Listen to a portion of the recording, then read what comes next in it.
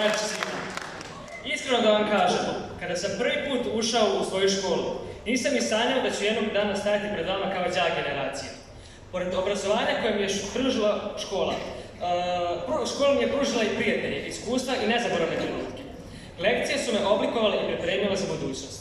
Na matematici sam naučio da svaki problem ima rešenje, iako se ponekad čini teškim ili nemogućim.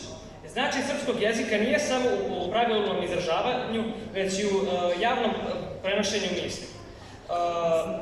Fizika mi je pokazala kako svijet funkcioniše na suštinskom nivou.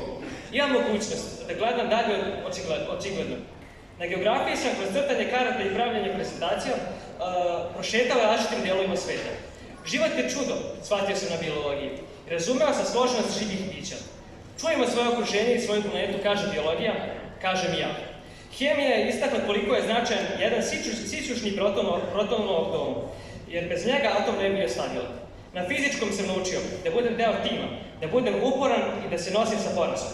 Ovdje ispred mene sjede moji roditelji i moja sestra. Hvala vam što ste mi bili najbolji primjer, što ste me naučili da dobijem dobro put.